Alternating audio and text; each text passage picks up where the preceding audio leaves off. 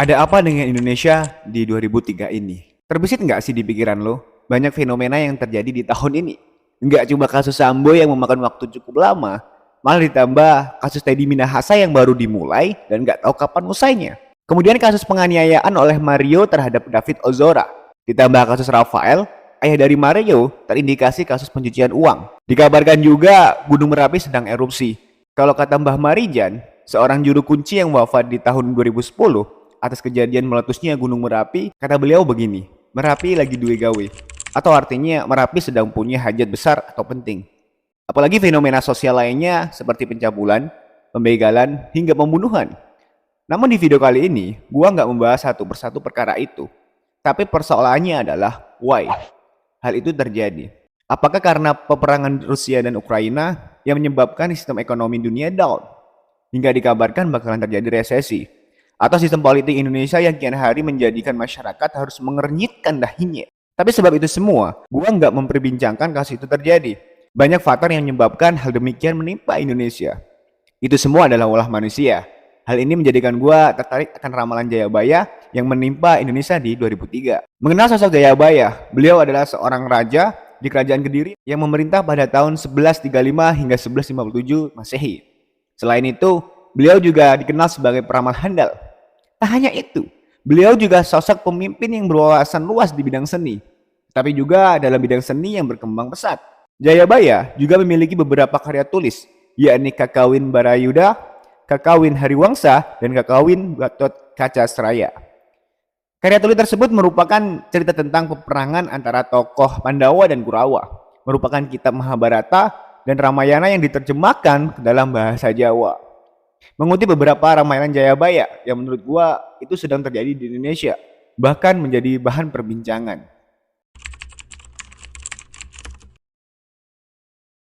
Maksudnya guys, besok jika ada perang antara timur, barat, selatan, dan utara, banyak orang baik yang sengsara dan orang jahat tambah bahagia. Dan perang internal karena para pejabat banyak yang salah paham. Lo juga nyadar nggak sih guys, kalau ramalan itu sedang terjadi? Tak hanya di Indonesia, bahkan bisa dirasain hingga dunia loh. Ya salah satu contohnya perang Rusia dan Ukraina. Hal pertama yang perlu kita garis bawahi adalah kekacauan politik. Artinya ramalan Jayabaya sedang terjadi di tahun ini. Bahkan bui-buinya dimulai akhir tahun lalu. Bahkan itu berimbas pada kehidupan kita semua loh. Ekonomi kian seret, pajak kian tinggi, mobilitas eksporting dan importing juga terhambat. Alih-alih alasannya gara-gara peperangan Rusia dan Ukraina. Ya kita harap maklum saja, memang demikian keadaannya. Yang kedua, maksudnya guys, orang-orang tuh akan gelabakan untuk bertahan hidup. Layaknya beras yang digoyang-goyangkan dalam tampah. Apalagi di akhir-akhir ini, isu resesi besar-besaran juga sempat diperbincangkan. Banyak masyarakat yang pontang-panting cari kerja, dibanting tulang cari uang. Ya agak miris dengernya, tapi ya mau gimana lagi. Ketiga nih guys, yang bikin gua penasaran banget akan pemimpin negara ini, yakni ramalan Jayabaya Notonegoro atau yang artinya menata negara. Dua huruf awal yakni No, kerap diartikan sebagai pemimpin Indonesia pertama, yakni Soekarno. Selanjutnya adalah To, diartikan sebagai Soeharto. Sedangkan B.J. Habibie, Gus Dur, dan Megawati tidak termasuk dikarenakan hanya transisi kepemimpinan dan tidak penuh satu masa periode. Kata selanjutnya yakni Negoro, mengaitkan dengan Susilo Bambang Yudhoyono dan Joko Widodo. Nah ternyata Presiden Jokowi dulu waktu kecil namanya adalah Mulyono. Ya di akhir masa jabatan Presiden Bapak Jokowi, siapakah pemimpin selanjutnya? Nah soal itu kita saksikan bersama-sama ya guys, proses pergantian kepemimpinan di tahun depan. Dari tiga hal yang gua kutip, pada intinya pertama perihal politik yang kian menegangkan, baku hantam di mana-mana, sikut sana sini, lempar sana lempar sini, wong jahat munggah pangkat.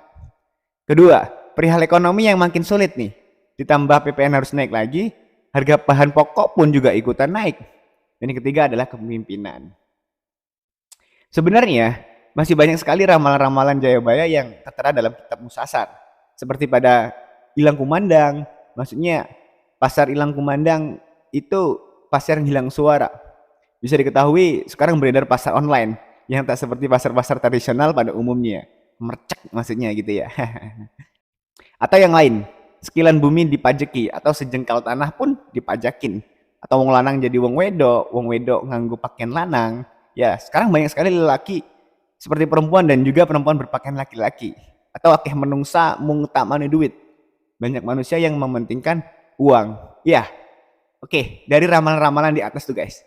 Sejumlah pengamat menilai ramalan Jayabaya memiliki sifat keluasan atau presisitas sehingga cocok diterapkan di berbagai zaman.